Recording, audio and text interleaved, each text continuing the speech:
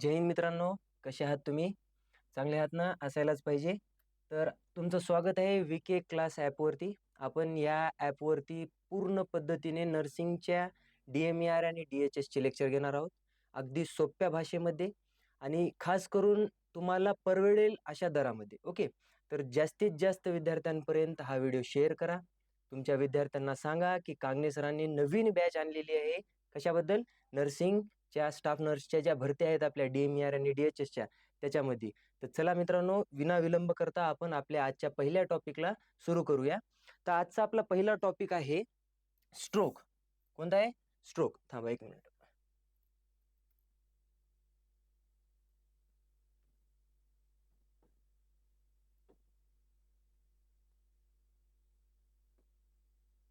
तर बघा मित्रांनो, आपला आजचा टॉपिक कोणता आहे? स्ट्रोक. तर स्ट्रोक मध्ये जेव्हा पण तुम्ही हे स्ट्रोक शब्द ऐकता तर ह्यामध्ये एक लक्षात ठेवायचं, बापाचा धाक लेकराच्या डोक्यावरून निघाला की लेकरू मोकार होते. तसंच सेम आपल्या शरीराचा बाप कोण आहे? आपल्या शरीराचा बाप आपण म्हणतात ब्रेनला. Brain is a boss of all organs, है ना? तर जसं बापाचा धाप निघाला की लेकरू मोकार व्हायले, तसंच ब्रेनचे फंक्शन्स, काय फंक्शन्स कमी झाले की बॉडी मोकार होती. त्यालाच आपण काय म्हणतात? स्ट्रोक. आता स्ट्रोक येता कसं कसं येणार आहे स्ट्रोक? स्ट्रोक कधी बी लक्षात ठेवायचं, जेव्हा आपण स्ट्रोक शब्द ऐकला, हा स्ट्रोक म्हणजे ब्लड रिलेटेड प्रॉब्लेम आहे. Blood supply. कशाचा सप्लाय? ब्लडचा सप्लाय. ब्लडचा सप्लाय कशाला कमी होतो? ब्रेनला कमी होतो. ओके. मग माझं सांगण्याचं काय अर्थ आहे तुला कळायले का? जेव्हा ब्रेनचा ब्लड सप्लाय जी कोरोनर जी आपली सेरेब्रल आर्टरी करती, त्या सेरेब्रल आर्टरी मध्ये ज्या टायमाला कोणत्या प्रकारची डॅमेज, ओके, किंवा ब्लॉक, डॅमेज किंवा ब्लॉक आला सेरेब्रल आर्टरी मध्ये, त्या टायमाला काय येतो? स्ट्रोक येतो. आता बघ, आपण आपल्यावर इंग्रजांनी राज केलं. कसा राज केला? डिवाइड केला आपल्याला, फूट पाडली आपल्यामध्ये, आणि आपल्याला काय केलं माहितीये का? ह्याच्यात त्याच्यात भांडणं, त्याच्यात भांडणं केले. सेम पद्धतीचा वापर करायचा आपण बी. आपली पद्धत आहे. तुम्ही व्हिडिओ जुने बघितले असेल तर तुला माहिती आहे, डिवाइड आणि डिफाईन करायचं. काय करायचं? डी अँड डी आपण म्हणतो त्याला. काय करणार याच्यामध्ये? आपण एका शब्दाचे 3 शब्द बनवायचे आणि त्याच्यातून अर्थ काढायचा. बघ, सगळ्यात पहिलं सेरेब्रो वेगळा केला, त्याच्यानंतर व्हॅस्क्युलर वेगळा केला, आणि त्याच्यानंतर ऍक्सिडेंट वेगळा केला. ह्याला कंबाईनली काय म्हणतात आपण? CVA, cerebro vascular accident. आता सेरेब्रो ह्याचा अर्थ काय होतो? केव्हा पण सेरेब्रो शब्द दिसला तुला,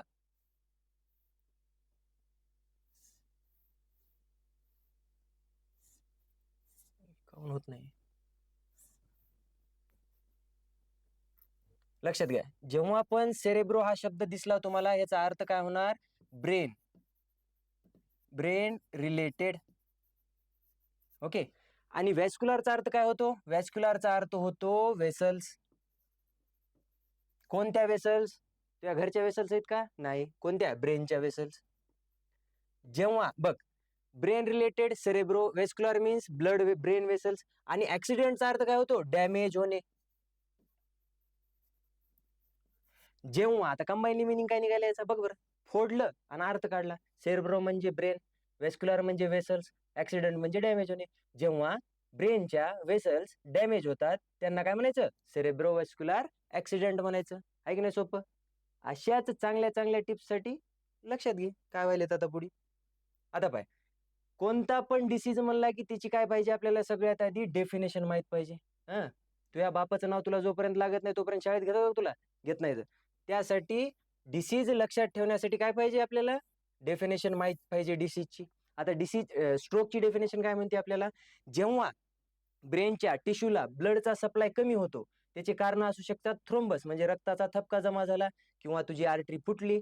त्या कारणामुळे जेव्हा तुझ्या ब्रेनचे फंक्शन्स कमी होतात त्याला काय म्हणायचं? स्ट्रोक म्हणायचं. बघ काय व्हायला तर, stroke is a sudden loss of brain function. आता हे एक शब्द लक्षात ठेवायचा, ब्रेन फंक्शन. काय व्हायले? ब्रेन फंक्शनचं लॉस व्हायलंय. याच्यानंतर caused by interpretation of blood supply. बघ, हे एक शब्द लक्षात ठेवायचा. 3 शब्दामध्ये तुला मी ब्रेन स्ट्रोकची डेफिनेशन सांगतो. 1 2. To the brain leading to neurological deficit more than 24 hours or causing death. म्हणजेच काय व्हायले, पहिला शब्द काय होता, ब्रेनचा फंक्शन्सचा लॉस व्हायले. कशामुळं, ब्लड सप्लाय काय झालाय, इंटरप्ट झालाय, म्हणजे खंडित झाला, बंद झाला. त्याच्यामुळे काय व्हायले, ब्रेनचे फंक्शन्स कमी व्हायलेत. आणि हेच जर चालू राहिलं तर काय होते, न्यूरोलॉजिकल डिफिशियट होते. न्यूरोलॉजिकल डिफिशियट कशाला म्हणायचं, जे तुझ्या अंगातली मोकारपणा आहेत ना, ते मोकारपणा तुला करता येत नाही. कयामुळं, तर ब्लड सप्लाय बंद झाल्यामुळे. जे नाचतो, जे फिरतो ना गाडीवर, ते करता येत नाही. त्याला म्हणायचं न्यूरोलॉजिकल डिफिशियट. कशामुळे झाला, ब्लड सप्लाय कमी झाला. आणि ब्लड सप्लाय कमी झाल्यामुळे काय झालं, ब्रेनचं फंक्शन्स कमी झाले. ह्यालाच काय म्हणणार आपण, स्ट्रोक. आता स्ट्रोक जेव्हा पण म्हणालो मी, एवढ्या का फोकस द्यायलो स्ट्रोकवर, कारण लक्षात घे, जसं तुझ्या घरामध्ये तुझ्या बापाची चलती, तुझा बाप जे म्हणला ते होत असते, तसंच आपल्या शरीरामध्ये ब्रेनची चलती. ब्रेन जर म्हणला स्टमक एवढं डायजेशन करावंच लागते, हात उचलावंच लागते, डोकं खाली घे करावंच लागते. हे कोण सांगते, ब्रेन. आता मला सांग, जर ब्रेनचाच रिटा मोकळा झाला तर ब्रेन काय आज्ञा देऊ शकायले का, देऊ शकत नाही भाऊ. मग ब्रेनचा रिटा मोकळा झाला की तुझी पूर्ण बॉडी काय होती, मोकार होती, म्हणजे काम करत नाही. त्याच्यामुळं स्ट्रोक डेंजर आहे. आता स्ट्रोकला काय म्हणायचं, इमर्जन्सी कंडिशन. कोणती, इमर्जन्सी कंडिशन आहे. आता इमर्जन्सी कंडिशन म्हणलं की कधी काय लक्षात द्यायचं, ट्रीटमेंट लई फास्ट पाहिजे याच्यामध्ये. एवढी फास्ट जसे की तू तिचा रिप्लाय देतो की नाही एवढा फास्ट, तेवढ्या फास्ट हिची ट्रीटमेंट पाहिजे. कशी पाहिजे, विथिन 1 hour. विथिन 1 hour ह्याला हॉस्पिटलला घेऊन जावं लागते, नाहीतर डायरेक्ट बुंदी. इकडं काहीच नाही, विषयच नाही दुसरा, डायरेक्ट बुंदी असती. मग 1 hour मध्ये हॉस्पिटलला नेणे आणि 4 ते 5 घंट्यामध्ये तिची ट्रीटमेंट देणे. कारण जसंच तुझा स्ट्रोक बसला त्यापासून 1 मिनिटापासून त्या पूर्ण तुझे न्यूरॉन्स काय होतात, डेट व्हायला चालू होतात. त्याच्यामुळे हे काय माहितीये का, इमर्जन्सी कंडिशन आहे ना, याला इमर्जन्सी ट्रीटमेंट पाहिजे. आता बघायचे आपल्याला टाइप्स. टाइप्स किती इथं बघा. तर सगळ्यात आधी लक्षात ठेवायचे, there are 3 main types of stroke. सगळ्यात पहिले हे इस्चेमिक स्ट्रोक, दुसरा आहे हेमर्जिक स्ट्रोक, तिसरा आहे transient stroke. Transient ischaemic stroke पण म्हणतात आपण याला. ह्याच्यामध्ये व्हायले काय, इस्चेमिक स्ट्रोक कशाला म्हणायचं, एक रक्ताचा थपका आहे असा गोल. हे रक्ताचा थपका काय झाला माहितीये का, तुझ्या सेरेब्रल आर्टरी मध्ये अडकला, ह्याला म्हणायचं इस्चेमिक स्ट्रोक. आता व्हायले काय याच्यामध्ये, हे असा ब्लड पुढे जाणारा जाऊ शकेल का, मला सांग. रस्त्यावर मोठा खड्डा खंदून ठेवलाय, त्या खड्ड्याच्या पुढे तुझी गाडी जाईल का, जात नाही. आता तू म्हणशील सर मी कानाकानाने काढतो, इथं काना नाही भाऊ, इथं डायरेक्ट बंद झाले. मग डायरेक्ट बंद झाल्यामुळे इकडे पुढे रक्त जायले का, नाही जात.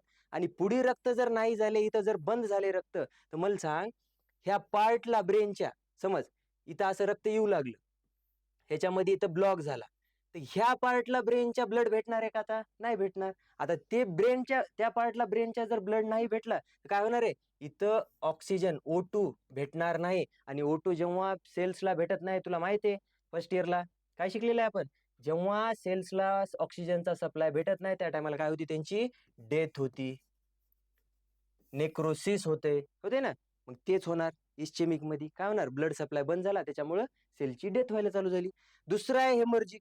आता हेमर्जिक मध्ये काय व्हायला माहितीये का, हे आर्टरी जी आहे बघित, एक आर्टरी होती, ही आर्टरी काय झाली, फुटली अशी, आणि ह्याच्यामधून जे ब्लड येऊ लागला, ते ब्लड असा बाहेर निघायला, म्हणजे कुठं, ब्रेनच्या जे स्पेस आहे त्या स्पेस मध्ये हे ब्लड बाहेर निघायलाय. त्याला म्हणायचं हेमर्जिक स्ट्रोक. कसा होतो काय होतो पुढे सांगणार आहे, आता फक्त लक्षात ठेव काय आलंय. इस्चेमिक स्ट्रोक म्हणजे तुझी सांगायला तुला आधीच की तुझ्या बॉडीमध्ये स्ट्रोक येऊ शकतो बा. इस्चेमिक म्हणजे थोड्या वेळासाठी येणारा, तात्पुरता, त्याला म्हणतात आपण ट्रान्झिएंट इस्चेमिक स्ट्रोक. काय होते बघ आता, सगळ्यात पहिले काय बघायचं आपल्याला, इस्चेमिक स्ट्रोक. आता ह्या ठिकाणी तुला एक गोष्ट लक्षात ठेव, 2019च्या कितीच्या, 2019च्या एक्झाम मध्ये, कोणत्या एक्झाम मध्ये, DMERच्या. बघ लक्षात घे काय किती महत्वाचं आहे. 2019च्या DMERच्या एक्झाम मध्ये क्वेश्चन विचारला होता, which is a most common type of stroke. लक्षात येईल का, मग काय सांगायचं, सगळ्यात कॉमन स्ट्रोकचा टाइप कोणता आहे, इस्चेमिक स्ट्रोक. कोणता, इस्चेमिक. किती जणांना होतो, समज 100 जणांना स्ट्रोक झालाय, त्याच्यातले 80 ते 85% 80 ते 85 जणांना काय होणार, स्ट्रोक होणार, म्हणजे 100% मधल्या 80 ते 85% लोकांना इस्चेमिक स्ट्रोक होतो. बघायचं आता आपल्याला इस्चेमिक स्ट्रोक काय आहे. सगळ्यात पहिले पाय बरं, इस्चेमिक स्ट्रोक म्हणजे काय तुला थोडक्यामध्ये सांगतो बघ, लक्षात ठेव. काय व्हायले, तुझी जी सेरेब्रल आर्टरी आहे, त्या सेरेब्रल आर्टरी मध्ये कुठेतरी ब्लॉक झाली म्हणजे काय व्हायला मास्तर आम्हाला माहित नाही. समज ब्लडचा क्लॉट अडकला. कशामध्ये अडकायला मास्तर? Cerebral artery. आता मी सांगणं काय माहितीये का तुला, इथं लक्षात घे. इथं एक प्रश्न विचारलेला आहे, which artery mainly affected in stroke. कोणती? Which artery mainly affected in stroke. 2018ला तुला वाटत असेल तर लक काढ आणि बघ 2018च्या RRB मध्ये. कशामध्ये? 2018च्या RRB मध्ये हा क्वेश्चन आलेला आहे. Which artery mostly affected in the stroke. काय सांगायचं? Middle cerebral artery. कोणती आर्टरी आहे?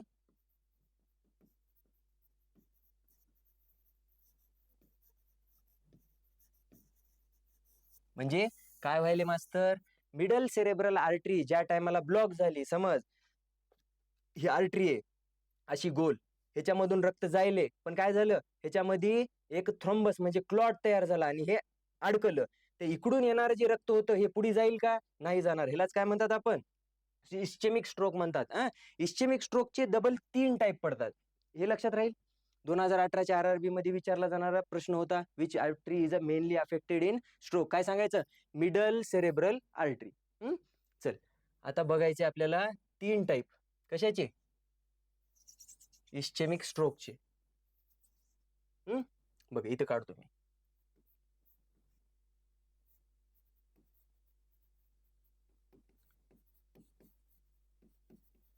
इस्चेमिक स्ट्रोकचे मेनली 3 टाईप पडतात. कसे? इथं बघ. सगळ्यात पहिलं आहे थ्रोम्बोटिक स्ट्रोक.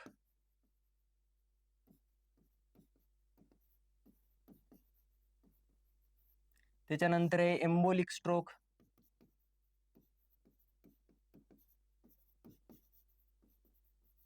ह्याच्यानंतर येते ल्युकिनार स्ट्रोक.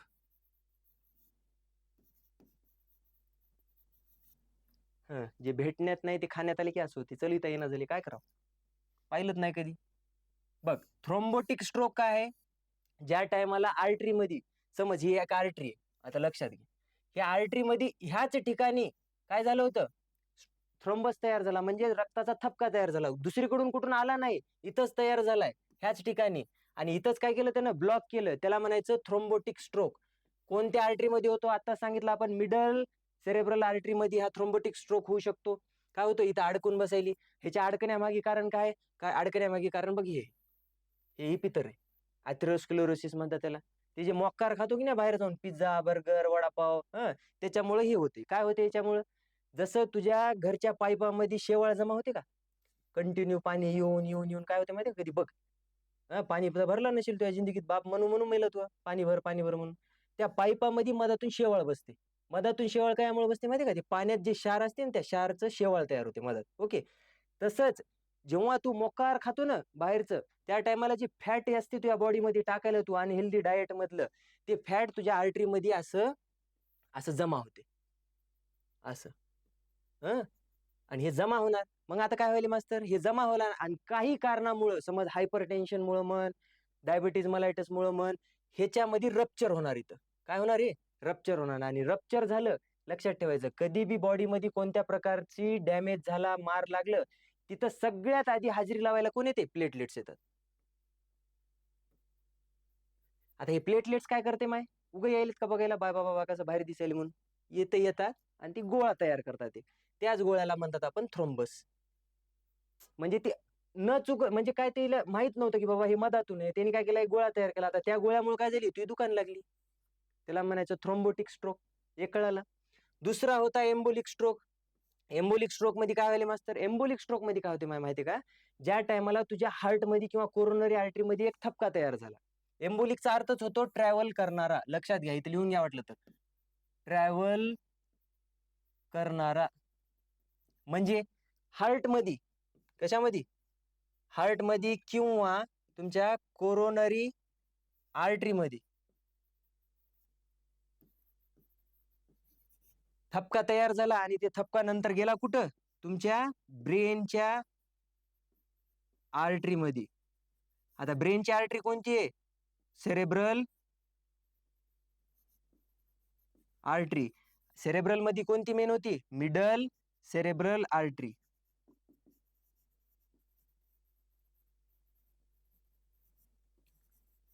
है ना? ह्या मिडल सेरेब्रल आर्टरी मध्ये जाणार आणि तिथं जाऊन धप्पा देणार. धप्पा दिला की कोणता स्ट्रोक आला? Embolic stroke. हे झालं एवढं.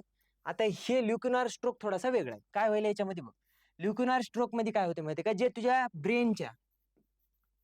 ब्रेनच्या स्मॉल डीप पेनिट्रेटिंग आर्टरी असतात का? स्मॉल म्हणजे छोट्या छोट्या, डीप म्हणजे एकदम मधात. आता समज हे ब्रेन आहे असा, ब्रेनच्या एकदम मधातल्या स्मॉल छोट्या छोट्या, पेनिट्रेटिंग म्हणजे वळणावरच्या, त्या आर्टरी मध्ये जेव्हा कोणत्या प्रकारचा ब्लॉक होतो, कोणत्या प्रकारचा ऍक्सिडेंट होतो, त्याला काय म्हणायचं? ल्युकनार स्ट्रोक. आता एवढं जे सांगितले का मी तुला, ह्याचा कॉज सगळ्यांमध्ये एक तुला सारखा बघायला भेटतो. ते कॉज म्हणजे कोणता आहे माहिती का तुला? Hyper tension. हायपर टेन्शन म्हणजे उच्च रक्तदाब. हं घरात एखाद्याला तरी असलच पाहिजे. दुकान सगळीकडेच लागलेली ह्याच्यामुळे. हायपर टेन्शन मुळे काय होते? तुझ्या आर्टरीचा साईज छोटा होतो, वॅसो कॉन्स्ट्रिक्शन होते. कधी लक्षात द्यायचं? ब्लड प्रेशर वाढायला म्हणजे आर्टरीचा साईज छोटा व्हायला, वॅसो कॉन्स्ट्रिक्शन होतो. हे पण क्वेश्चन तुझ्या DMER मध्ये 2023 मध्ये विचारलेलं आहे. काय विचारलेलं आहे? Which is the most common cause of stroke? काय ते बघ 2023 मध्ये इथं लिहून देतो.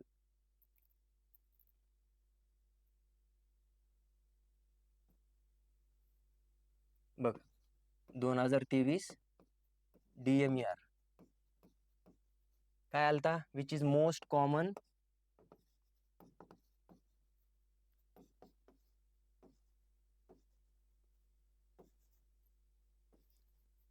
Cause of stroke. लक्षात आले का? Which is most common cause of stroke म्हणलं होतं. विच इज कॉमन कोणता आहे? सगळ्यात कॉमन कॉज आहे हायपर टेन्शन. इथं लक्षात ठेवा. हे पण लक्षात ठेवा. अशा प्रकारे हो का बघा, अशा छोट्या छोट्या गोष्टीमधून क्वेश्चन विचारले जातात DMER मध्ये.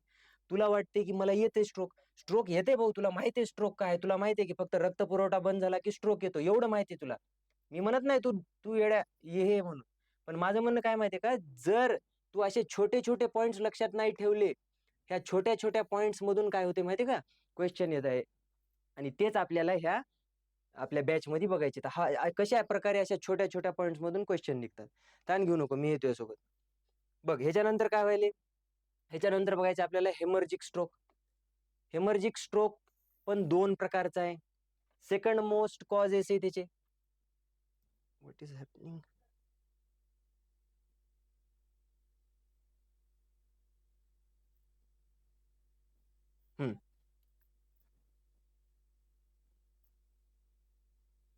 सेकंड मोस्ट कॉज आहे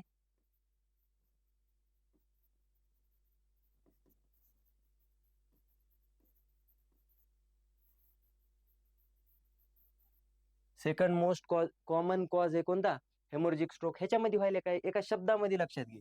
समज हे होती तुझी सेरेब्रल आर्टरी. ह्या सेरेब्रल आर्टरी मध्ये काय झालं माहितीये का? इथं ह्या सेरेब्रल आर्टरी, इथं तुझी सेरेब्रल आर्टरी समज फुटली. कशामुळे फुटली? हायपर टेन्शन होता, डायबिटीज मलायटिस होता, खूप कारण आहेत त्याचे. त्याच्यामुळे काय झाली? रप्चर होणं म्हणतात त्याला. काय म्हणतात त्याला? Rupture of cerebral artery.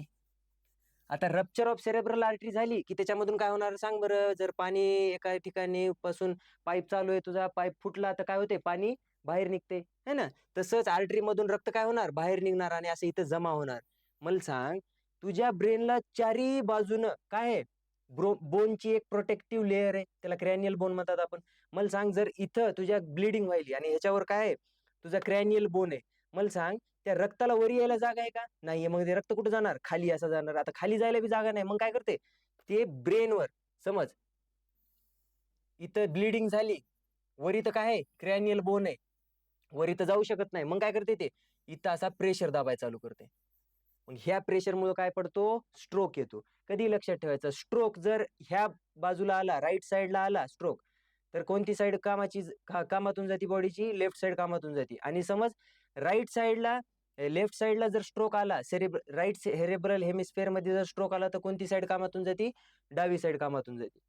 डाव्यात आला तर उजवी, उजव्यात आला तर डावी. कॉन्ट्रा कॉन्ट्रालॅटरल कंट्रोल्स फर्स्ट इयरला शिकलो होतो आपण. बघ इथं काय व्हायला आता, हेमॉर्जिक स्ट्रोकचे 2 टाइप्स आहेत. किती टाइप्स? 2. ह्याला मोडतो मी.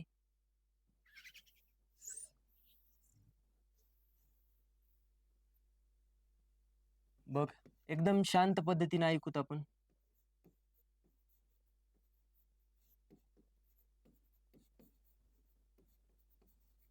2 कोणते कोणते बाबू सांग. एक आहे इंट्रा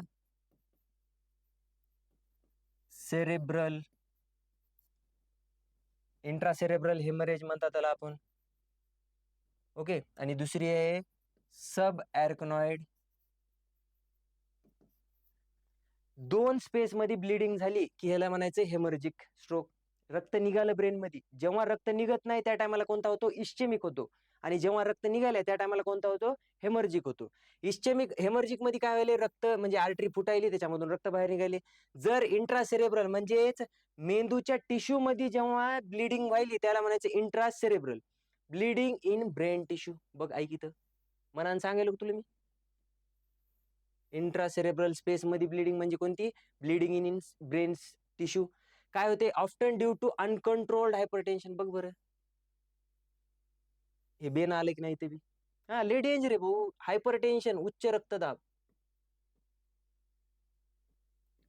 लक्षात ठेव, हे मोस्ट कॉमन कॉज आहे स्ट्रोकचा. ट्रॉमा आहे, त्याच्यामध्येच अँटीकॉग्युलंट्स थेरपी पण आहे, म्हणजे रक्त गोठण्याच्या जे गोळ्या असतात म्हणजे रक्त पातळ होण्याच्या गोळ्या ज्या असतात ते दिल्या तरी त्याच्यामुळे पण काय होतं, हेमर्जिक स्ट्रोक बसण्याची शक्यता वाढते. हे एक झाला. कोणत्या टिश्यू मध्ये व्हायला, ब्रेनच्या टिश्यू मध्ये. आता जी सब आर्कनॉइड स्पेस मध्ये ब्लिडिंग व्हायली, तो फर्स्ट इयरला शिकला असेल, मॅनिंजसच्या 3 लेअर होत्या. कोणत्या कोणत्या लेअर होत्या बापू सांग. नुसतं फोनवर बोलतो का फर्स्ट इयरला? नुसतं फोनवर बोललेला आहे तू, त्याच्यामुळे तुला अॅनाटॉमी आठवना. सगळ्यात वरची ड्युरा मॅटर, सगळ्यात मधातली आर्कनॉइड मॅटर, आणि सगळ्यात मधातली मध्यभागाची आर्कनॉइड होती, सगळ्यात मधातली जी ब्रेनच्या सेरेब्रमच्या वरी असती त्याला काय म्हणायचं, पिया मॅटर. आणि बघ्या, हे जे स्पेस आहे कोणता, आर्कनॉइड मधला आणि पिया मॅटर मधला, ह्या स्पेसला आपण म्हणतात सब आर्कनॉइड स्पेस. जेव्हा इथं ब्लिडिंग होती त्याला म्हणायचं सब आर्कनॉइड स्पेस हेमरेज. म्हणजेच हेमर्जिक स्ट्रोक कुठे यायलाय, सब आर्कनॉइड स्पेस मध्ये ब्लिडिंग झाल्यामुळे हेमर्जिक स्ट्रोक यायलाय. लक्षात राहील ना. हा, तर हे होते हेमर्जिकचे 2 टाइप्स. ओके. आता आपल्याला बघायचे की कोणत्या कोणत्या प्रकारचे साइन अँड सिम्पटम्स दिसतात. ओके, सगळ्यात पहिले बघा, लक्षात घ्या.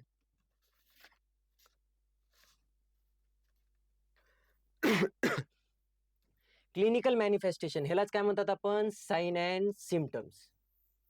म्हणजे जे तुझ्या बॉडीनं मोकारपणा केलेला आहे, ते मोकारपणा झाल्यावर तुझ्या बॉडी काय काय साइन अँड सिम्पटम्स दाखवायली तुला, की बापू तुझी दुकान लागायली, नीट कर लवकर, नसता तेरवी. सगळ्यात पहिलं बघ, मोस्ट कॉमन कॉजेस काय आहेत, sorry, most common sign and symptoms काय आहेत, कसं ओळखायचं. सगळ्यात आधी काय होते माहिती काय, हेमिप्लेजिया होते, पॅरालायसिस बसणं ज्याला म्हणतात आपण. एक अंग कोणतं तरी बंद होणं काम करायचं. आता सांगितलं तुला मी, कॉन्ट्रालॅटरल कंट्रोल्स आहेत, म्हणजेच उजवा भाग मेंदूचा डाव्या साईडला कंट्रोल करतो आणि डावा भाग मेंदूचा उजव्या साईडला कंट्रोल करतो. तर पॅरालायसिस बसू शकतो कशामध्ये, स्ट्रोक मध्ये. त्याच्यानंतर हिमीपॅरेसिस आहे, ते विकनेस म्हणतात त्याला, चलण्याला विकनेस, पाय उचलून असा टाकावा लागतो, त्याला म्हणतात हिमीपॅरेसिस. त्याच्यानंतर आहे सडन हेडॅक. बघ हे एक महत्वाचं आहे, याला वाटलं तर असं स्टार कर. ह्याच्यावर पण क्वेश्चन विचारू शकतो, which type of sine and symptoms mainly affected by the stroke. तर स्ट्रोक मध्ये कोणत्या प्रकारचं साइन अँड सिम्पटम सगळ्यात आधी दिसते, तर सिव्हिअर हेडॅक, सडन हेडॅक होते, जोरात दुखायला लागते डोकं, ते पण होते. त्याच्यानंतर लॉस ऑफ कॉन्शियसनेस पण होती, म्हणजेच भान जाते माणसाचं, माणसाला शुद्धीत नाही राहत माणूस, त्याला म्हणतात लॉस ऑफ कॉन्शियसनेस. त्याच्यानंतर mental status alteration. Mental status alteration कशाला म्हणायचं? ज्यामध्ये तुला म्हणजे काय बोलायले, कोणी कोणी काय विचारायले, प्रश्न विचारलेले कळत नाही, काय उत्तर द्यायला ते कळत नाही, त्याला म्हणतात मेंटल स्टेटस अल्टरेशन. त्याच्यानंतर डिझीनेस. हे सगळे साइन अँड सिम्पटम्स दाखवतात. ओके, आता हे जे साइन अँड सिम्पटम्स आहेत हे तर महत्वाचे आहेत, पण 2021च्या ESIC कशामध्ये बघ, ESIC, त्याच्यामुळे तुला मी म्हणलं प्रत्येक अशी कोणतीच एक्झाम नाही ज्याच्यामध्ये स्ट्रोकवर क्वेश्चन आलेला नाही. त्याच्यामुळे स्ट्रोक एवढा परफेक्ट पाठ कर, अभ्यास करायचा की ज्याच्यामुळे तुझे 1 किंवा 2 मार्क पकलेच पाहिजे. 2021च्या ESIC मध्ये आलं होतं, what is a fast stand for. Fast concept बघी. फास्ट कन्सेप्ट आपण केव्हा यूज करतो, कधी लक्षात घ्यायचं, ज्या टायमाला पेशंटला स्ट्रोक बसला, स्ट्रोक आहे का नाही हे लक्षात घेण्यासाठी प्रायमरी जे एक्झामिनेशन असते त्याला म्हणतात आपण फास्ट एक्झामिनेशन. ह्याच्यामध्ये करतात काय आपण, सगळ्यात आधी F स्टँड्स फॉर फेस ड्रुपिंग. माणसाचे चेहरा एका साईडला असा पडल्यासारखा होतो, त्याला हस म्हणलं तर हसता येत नाही, एका कडचेच फक्त काय होतात, मसल्स वरी जातात आणि इकडचे मसल्स खाली जातात, ज्या साईडला अफेक्टेड असेल. समज डाव्या भागाला स्ट्रोक बसलाय तर उजव्या भागाचे मसल्स काय होणार, खाली असे ड्रॉप होणार, आणि उजव्या बाजूला स्ट्रोक बसलाय तर त्या काय होणार, डाव्या बाजूचे फेसचे मसल्स ड्रॉप होणार. ह्याला म्हणायचं फेस ड्रुपिंग. त्याच्यानंतर आर्म विकनेस. आर्म विकनेस म्हणजे हात गळून गेल्यासारखा वाटतो, असं वाटतो की हातामध्ये काही ताकदच नाही, जीवच उरला नाही. ते एक होते. त्याच्यानंतर होते स्पीच डिफिकल्टी, बोलायला त्रास होते. हे पण खूप महत्वाचं आहे. आणि त्याच्यानंतर आहे टाइम क्रेडिशियल. जेव्हा पण तुम्हाला फिजिकल एक्झामिनेशन केल्यावर हे 3 सिम्पटम्स दिसले, वेळ वाया न घालता काय करायचं, ऍम्ब्युलन्सला कॉल करायचा, ऍम्ब्युलन्सवाल्याला बोलून घ्यायचं किंवा मदतीसाठी हाक मारायची, आणि होईल तेवढं लवकरात लवकर पेशंटला कुठे घेऊन जायचं, हॉटेलवर जेवण करायला, आहे की नाही. अबे पेशंटला कुठे घेऊन जातो, हॉस्पिटलला घेऊन जातो, आणि हॉस्पिटलला नेऊन काय करतात, सगळ्यात पहिल्यांदा फर्स्ट लाईन डायग्नोसिस मध्ये आपण करतात सिटी स्कॅन. हे सिटी स्कॅनच असतो बघ. काय करतात सिटी स्कॅन, सिटी स्कॅन केल्यामुळं आपल्याला सांगता येते हेमर्जिक आहे का इस्चेमिक आहे, हेमर्जिक स्ट्रोक होता का इस्चेमिक स्ट्रोक होता. आणि जर समज इस्चेमिक स्ट्रोक असला तर आपल्याला TPA नावाचं इंजेक्शन देता येते, नाहीतर हेमर्जिक मध्ये TPA नावाचं देता येत नाही. ती बुडी बघणार आहेत आपण काय व्हायले. हे कळालं एवढं, साइन अँड सिम्पटम्स कोणते कोणते दाखवते, हे सगळ्यात महत्वाचे. ह्याच्यानंतर बघा, रिस्क फॅक्टर म्हणजे कोणते कोणते असे कारण आहेत ज्याच्यामुळं आपल्याला स्ट्रोक येऊ शकतो. रिस्क फॅक्टर मध्ये कधी बी लक्षात ठेवायचे 2 प्रकारचे रिस्क फॅक्टर असतात, एक मॉडिफिएबल रिस्क फॅक्टर आणि एक असते non modifiable risk factor. Modifiable म्हणजे काय मास्तर, मॉडिफिएबल म्हणजे जे तू तुझ्या ग्रँड मस्तीमुळे तुझ्या शरीरामध्ये निर्माण करून घेतले. जे उदाहरणामध्ये बघ, मॉडिफिएबल रिस्क फॅक्टर मध्ये काय येते, अल्कोहोल, त्याच्यानंतर स्मोकिंग, त्याच्यानंतर अनहेल्दी डाएट. ओके, त्याच्यानंतर ओबिसिटी. अशा टाईपचे जे रिस्क फॅक्टर आहेत हे कशामध्ये येतात, मॉडिफिएबल. म्हणजेच काय मास्तर, तू जर तुझ्या मनावर घेतलं तर तू काय करू शकतो, अल्कोहोल सोडू शकतो, स्मोकिंग सोडू शकतो, अनहेल्दी डाएटला बदलून हेल्दी डाएट खाऊ शकतो. त्याच्यानंतर ओबेसिटी हे तुला मोकार पळू शकतो सकाळी सकाळी उठून, त्याच्यामुळे काय होते, तुझी ओबेसिटी कमी होऊ शकते. म्हणजे सांगण्याचा अर्थ कळायला ना, हे जे रिस्क फॅक्टर आहेत हे रिस्क फॅक्टर तुला कमी करता येतात. असं नाही की कमी करता येत नाही, दारू सोडता येते, स्मोकिंग सोडता येते, अनहेल्दी डाएट सोडता येते, ओबेसिटी पळून कमी करता येते. म्हणजेच तू काय करायला, स्ट्रोक होण्याचे चान्सेस कमी करायला, ह्यांना कमी करून. पण नॉन मॉडिफिएबल मध्ये नाही बघा, कधी लक्षात ठेवा, बट आलं की अभ्यासक्रम वाढते. काय अभ्यासक्रम वाढायलाय, बट म्हणलं. नॉन मॉडिफिएबल काय आहे मास्तर, नॉन मॉडिफिएबल म्हणजे तू किती रडला, किती डोकं बडून घेतलं, काही केलं तू तरी ह्याला तू कमी करू शकत नाही, कमी करू. काहून असं म्हणायलो मी, कमी करू शकत नाही सर, आम्ही तर ऐकलंय असं काहीच शक्य नाही जे कमी करता येत नाही. पाय बरं आता कमी करता येते का, मला सांग. 70 वर्षाचा म्हातार आहे, ते 70 वर्षाचं म्हातारा म्हणाले मला 25 वर्षाचं करून दे, करता येते का? तुझ्याकडे असेल मशीन एखादी तर सांग, पाठवतो तुझ्याकडे. म्हणजे एज कमी होत नाही. Age is a irreversible phenomena. एकदा वाढली ते वाढली, कमी करता येत नाही. जेंडर आहे, जरी तुझ्या अंगात बायकळी चाली आहे तरी तुला पोरगी बनवता येते का? सर सर्जरी करून बनवता येते, मग जाय कर. मेल जो आहे म्हणजेच पुरुष, त्याला जास्त स्ट्रोक होण्याची शक्यता असते ऍज कम्पेअर टू फिमेल. त्याच्यामुळं काय समजायचं, जेंडर जे आहे मेल, ते जास्त कशात त्यांना स्ट्रोक होण्याचे चान्सेस असतात. ते बदलू शकतो का तू? नाही बदलू शकत. मग ते बदलायचं म्हणल्यावर मग भविष्य संकट में तेरा बेटे. त्याच्यानंतर आहे फॅमिली हिस्ट्री. आता फॅमिली हिस्ट्री म्हणजे आज्याची पंजाची नुसती शेतच घेतो का नावानं करून, 7-12 नावानं करून घेतो का आज्याचा? आज्याचा 7-12 जसं नावाने येते तुया, हं, त्याच प्रकारे आज्याची जेनेटिक्स बी येतात माहिती यामध्ये.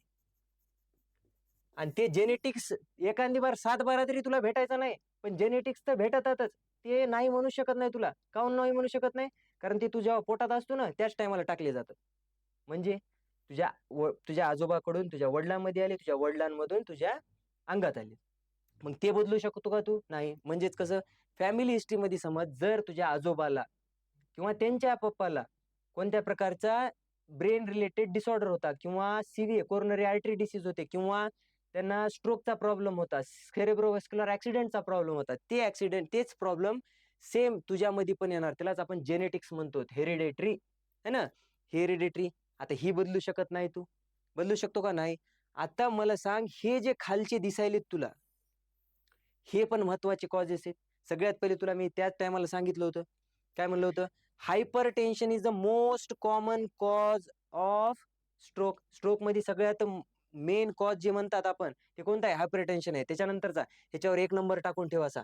आणि 2 नंबरचा सगळ्यात महत्वाचा कॉज कोणता आहे? डायबिटीज. सॉरी, 2 नंबरचा कोणता आहे? डायबिटीज. हे 2 कॉज सगळ्यात महत्वाचे आहेत, लक्षात ठेव. हे लक्षात ठेवणं गरजेचं आहे तुला. त्याच्यानंतर आता सांगितल्याने मी स्मोकिंग आहे, ओबेसिटी आहे, आणि त्याच्यानंतर डिस्लिपिडिमिया आहे. हे पण कॉजेस आहेत त्याचे. डिस्लिपिडिमिया म्हणजे काय मास्तर? नवीनच शब्द ऐकलाय मी. डिस्लिपिडिमिया म्हणजे तू जे खाऊ लागला अनहेल्दी डाएट, त्याच्यामुळे चरबी वाढेल तुझ्या. हा, बाप कसं म्हणते, नुसता खाऊन खाऊन माजायला. हेच आहे ते डिस्लिपिडिमिया. नुसती चरबी आहे तुझ्या अंगावर, कितीही मारलं तरी तुला लागेना. काऊन? चरबी वाढली तुझ्या अंगातली. हे झाले रिस्क फॅक्टर. आता आपल्याला बघायचे त्यांचे पॅथोफिजिओलॉजी.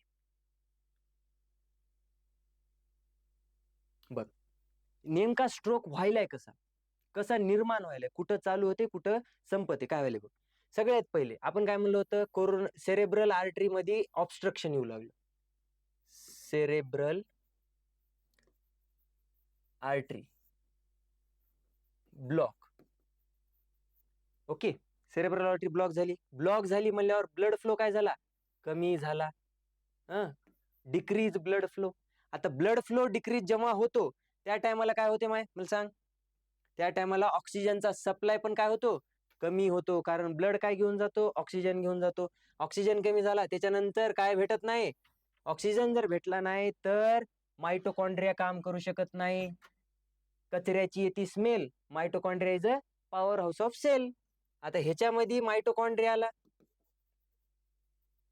आणि माइटोकॉन्ड्रियाला एडीपी पासून एटीपी निर्माण करण्यासाठी काय लागते? ऑक्सिजन.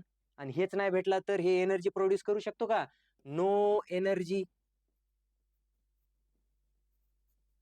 मग नो एनर्जी म्हणलं, कशाची डेथ होती?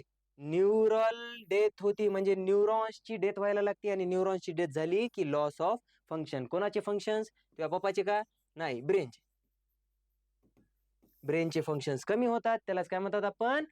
स्ट्रोक येणे, सेरेब्रोव्हेस्क्युलर ऍक्सिडेंट. लक्षात राहील.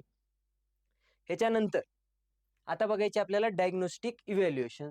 कोणत्या कोणत्या चाचण्या केल्या तर आपल्याला कळते की बाबा ह्याला सीव्हीए म्हणजेच स्ट्रोक म्हणजेच ब्रेन अटॅक आलाय की नाही आला.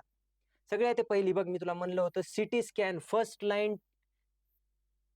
फर्स्ट लाईन डायग्नोस्टिक इव्हॅल्युएशन मध्ये येते. फर्स्ट लाईन काऊन येते माहिती का? कारण ह्याच्यामधून आपण रूल आउट करू शकतो. जसे हे असं ब्रेन समज आहे, ह्या ब्रेन मध्ये हे काय दाखवते? कुठं ब्लिडिंग झाली की नाही झाली, का फक्त इस्चेमिक अटॅक पडला याला. हे कोण सांगते? सिटी स्कॅन एका मिनिटामध्ये सांगू शकते. त्याच्यामुळे आपण फर्स्ट लाईन डायग्नोस्टिक इव्हॅल्युएशन मध्ये घेतो. त्याच्यानंतर MRI पण महत्वाचा आहे. MRI मध्ये ओल्ड चेंजेस पण दाखवते. बघ लक्षात घे, ओल्ड चेंजेस म्हणजेच एका माणसाला आधी एक स्ट्रोक आला होता, आता एक स्ट्रोक आलाय. म्हणजे हे काय दाखवते माहिती का? एमआरआय दाखवते की आधी आलेला स्ट्रोक पण कुठं आला होता आणि आता नवीन स्ट्रोक कुठं आलाय. हे सिटी स्कॅन दाखवू शकत नाही, हे MRI दाखवते. ओल्ड चेंजेस पण कोण दाखवते? MRI. त्याच्यानंतर काय करायची? ECG करायची. मास्तर, ब्रेनचा प्रॉब्लेम आहे, हृदयाचा काय संबंध? त्याच्यामध्ये इस्चेमिक मध्ये एम्बोलिक स्ट्रोक बघितला होता का आपण? छातीमधला क्लॉट निघून कुठं अडकू लागला? डोक्यामध्ये. तर आपल्याला काय करावं लागते? ह्याच्यामध्ये बघावं लागते हार्ट मध्ये कोणता प्रॉब्लेम आहे का. आता हार्टचे प्रॉब्लेम जे असले तर हार्टचे प्रॉब्लेम आपल्याला काय करता येतात? कमी करता येतात, जेणेकरून स्ट्रोक होण्याची शक्यता कमी होती. ECG सोबत अजून एक टेस्ट करतात आपण, त्याला म्हणतात 2D इको. ओके, ही पण लक्षात ठेवा. 2D इको पण करतात स्ट्रोक मध्ये. त्याच्यानंतर ब्लड इन्व्हेस्टिगेशन. ब्लड इन्व्हेस्टिगेशन मध्ये सगळ्यात महत्वाची टेस्ट आहे PTINR, prothrombin time international normalization ratio. हे पण बघतात त्याच्यामध्ये. आणि ह्याच्यामधून काय कळते आपल्याला? की रक्त गोठायले किती, कमी व्हायले काय नाहीये, हे सगळं आपल्याला ह्याच्यामध्ये कळून जाते. ह्याच्यानंतर आपण काय करतात? त्याचे मॅनेजमेंट देतो. आता मॅनेजमेंट काय आहे? समज तू मोकार झाला, तुला नुसतं बाहेर फिरायची सवय लागली. तुझा बाप जेव्हा तुला एकदा हाताखालून घेते की नाही, मार मार मारते, तर तू काय करायला? तुझा बाप ट्रीटमेंट करायला, तुझी मॅनेजमेंट व्हायली. बरोबर मॅनेजमेंट करते की नाही बाप? तसं आपल्याला जे सिटी स्कॅन केल्यावर जे रिझल्ट आला आपल्या हातात आणि आपल्याला कळालं की याला स्ट्रोक आहे, तर त्या टायमाला काय करावं लागते? मॅनेजमेंट करावं लागते. ते मॅनेजमेंट कसे होतात बघ आता. Medical management. कशाचं मेडिकल मॅनेजमेंट बघायचं? Ischaemic stroke. कारण मी तुला आधीच सांगितलं होतं, इस्चेमिक स्ट्रोक मध्ये वेगळे मॅनेजमेंट आहेत आणि हेमर्जिक स्ट्रोक मध्ये वेगळे मॅनेजमेंट आहेत. काऊन असं आहे? कारण इस्चेमिक स्ट्रोक मध्ये ब्लिडिंग व्हायली का? No bleeding. इथंच घे, नो ब्लिडिंग. आता नो ब्लिडिंग आहे, तर ह्याच्यामध्ये आपल्याला काय देता येतात? ब्लड थिनर्स देता येतात, है ना. रक्त पातळ होण्याचे औषध ज्याला म्हणतो आपण रक्त पातळ. पण हेमर्जिक मध्ये रक्त पातळ होण्याचे काऊन देऊ शकत नाहीत?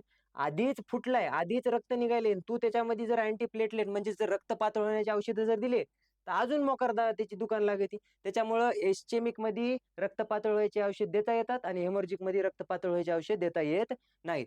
आता आपण इस्चेमिक मध्ये कोणत्या कोणत्या प्रकारचे इंजेक्शन देतो किंवा कोणत्या कोणत्या प्रकारचे ड्रग्स वापरतो? सगळ्यात पहिले ऍटेप्लेस, त्याला TPA म्हणतात आपण. TPA कोणता इंजेक्शन आहे? टिश्यू टिश्यू प्रोथिन अँटी ऍक्टिव्हेटर म्हणतात त्याला. हे काय करते?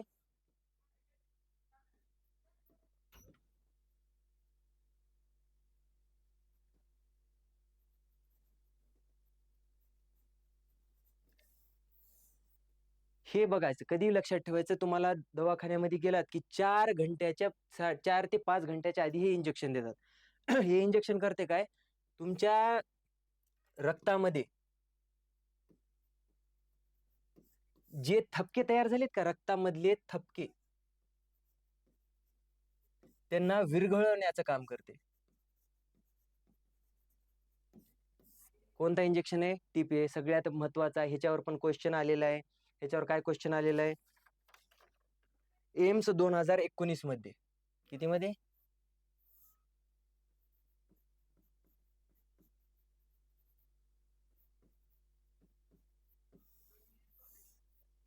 एम्स 2019 मध्ये विचारला गेलेला प्रश्न आहे. First line treatment of ischaemic stroke काय सांगायची? ऍटॅप्लेस, त्यालाच आपण TPA म्हणतात, इंजेक्शन TPA. त्याचा वापर करून किती घंट्याच्या आत द्यावं लागते? पण हे असं आहे का आज अटॅक आला होता, 2 दिवस झाले, त्याच्यानंतर ऍटॅप्लेस द्यायलो नीट व्हायले? होऊ शकत नाही. कारण न्यूरॉन्सची डेथ एकदा झाली की ते रिव्हर्सिबल होतात का? रिव्हर्स होतात का? होऊ शकत नाही. त्याच्यामुळं ऍटेप्लेस हा नावाचा इंजेक्शन आपल्याला 4 ते 5 घंट्याच्या म्हणजे 4.5 साडेचार घंट्यामध्ये देऊन टाकावं लागते आधीच. त्याच्यानंतर दिलं त्याचा फायदा होत नाही. त्याच्यानंतर अँटीप्लेटलेट ड्रग म्हणजेच रक्त पातळ करणारे, अँटीकॉग्युलंट म्हणजे गोठू न देणारे, आणि सगळ्यात महत्वाचं आता लक्षात घे, हे तर रक्त पातळ करण्याचे झाले. पण त्याच सोबत तुला काय ऍडमिनिस्टर करावं लागते? ऑक्सिजन ऍडमिनिस्टर करावं लागते. ऑक्सिजन ऍडमिनिस्टर काऊन करतात आपण? मला सांग. ब्रेनच्या टिश्यूला ऑक्सिजन भेटेना, आता ब्रेनच्या टिश्यूला ऑक्सिजन भेटणार तर तू काय करणार, त्याला ऑक्सिजन चढवणार, जेणेकरून जे थोड्या थोड्या अमाऊंट मध्ये ऑक्सिजन भेटायले ते पण चांगलं भेटावं, है ना. त्याच्यामुळं स्ट्रोकचा पेशंट आला की सगळ्यात आधी काय करायचं, त्याला ऑक्सिजन लावायचं. ऑक्सिजन लावलं, त्याच्यानंतर आयव्ही ऍक्सेस घ्यायचा, त्याचा आयव्ही ऍक्सेस म्हणजे आयव्ही कॅन्युला लावायची, आयव्ही कॅन्युला लावून मॉनिटर व्हायटल्स करायचे त्याचे, आणि त्याच्यानंतर त्याला पोझिशन द्यायची. कोणती पोझिशन देतात ह्याच्यावर बी क्वेश्चन आलेला आहे, which position would be suitable for the stroke patient or CVA patient. कोणतं सांगायचं त्याला, elevate head of bed 30 degree, Fowler position द्यायची. का देतात आपण हे, कारण आयसीपी रेड्यूस होते. आयसीपी म्हणजे इंट्रा क्रॅनियल प्रेशर, ह्याला रिलीज करावं लागेल ना, कमी करावं लागेल. कारण हे जर वाढत गेलं तर स्ट्रोक कमी होईल का, होत नाही. त्याच्यामुळे ह्याला कमी करायचं, जेणेकरून तुझा आयसीपी कमी होणार. आयसीपी कमी झाला की स्ट्रोकचे सिमटम्स कमी होतात. त्याच्यानंतर मॅनेज ग्लुकोज, हायपोग्लायसिमियामध्ये का हायपरग्लायसिमियामध्ये ते बघायचं, त्याच्यानुसार त्याची ट्रीटमेंट करायची. आणि मॉनिटर जीसीएस, ग्लासगोमा कॉमा स्केलचा वापर करायचा. 15 पैकी किती येतात बघायचे. ह्याच्यामध्ये 15चा असते ना ग्लासगोमा coma scale. Verbal, eye opening आणि मोटार रिस्पॉन्स काय काय आहेत बघायचे. त्याच्यानुसार ह्याची नंबरिंग करायची आणि तुमच्या कन्सल्टंटला, जे कोणता डॉक्टर असेल त्याला सांगायचं की बाबा एवढं एवढं याचं जीसीएस आहे. त्याच्यानुसार ते मग त्याच्यानंतरची प्रोसेस करते. तर हे मित्रांनो, हे होतं आपलं पूर्ण स्ट्रोकचे इन्फॉर्मेशन. स्ट्रोकची कोणत्या कोणत्या प्रकारचे याच्यावरती क्वेश्चन विचारलेले आहेत आतापर्यंत, कोणत्या प्रकारचे क्वेश्चन विचारू शकतात हे पण मी तुम्हाला सांगितलं. अजून जर तुम्हाला कोणत्या प्रकारचे डाऊट्स असतील, कोणत्या प्रकारचे क्वेश्चन्स असतील तर कमेंट बॉक्समध्ये टाका, जेणेकरून आपल्याला पुढच्या व्हिडिओमध्ये त्याच्यावरती डिस्कस करता येते. आणि जर आतापर्यंत तुम्ही VK क्लास ॲप डाउनलोड नाही केला तर VK क्लास ॲप डाउनलोड करा. त्याच्यामध्ये नर्सिंग ऑफिसर बॅच म्हणून आहे DMER DHS साठी. ती नर्सिंग ऑफिसरची बॅच तुम्ही तिथून परचेस करू शकता, जेणेकरून तुम्हाला 10 तारखेपासून आपण जे क्लास चालू करायला रेग्युलरमध्ये ऑनलाईन लेक्चर होतील, ऑफलाईन होणार नाही, ऑनलाईन लेक्चर होतील. तेच रेकॉर्डेड असतील, तेच तुम्ही नंतर बघू शकता टाइम जर भेटला नाही तुम्हाला तर. मला जाणीव आहे तुमच्यामधील बहुतांश विद्यार्थी काम करतात हॉस्पिटलमध्ये, शिफ्ट असतात आपल्या नर्सच्या, मॉर्निंग असती, कधी इव्हनिंग असती, कधी नाईट असती. तर तुम्हाला शक्य नसेल की त्या टायमाला बघणं, तर तुम्ही काय करू शकता, ते रेकॉर्डेड लेक्चर नंतर बघू शकता. जर तुम्हाला डाऊट असतील त्या रेकॉर्डेड लेक्चरमध्ये तर तुम्ही कमेंट बॉक्समध्ये त्याचे क्वेश्चन्स टाकू शकता, जेणेकरून आपण दुसऱ्या दिवशी त्याचं आन्सर तुम्हाला देण्याचा प्रयत्न करू. ओके, हे झालं आजसाठी. तर भेटूया नवीन व्हिडिओमध्ये. जय हिंद.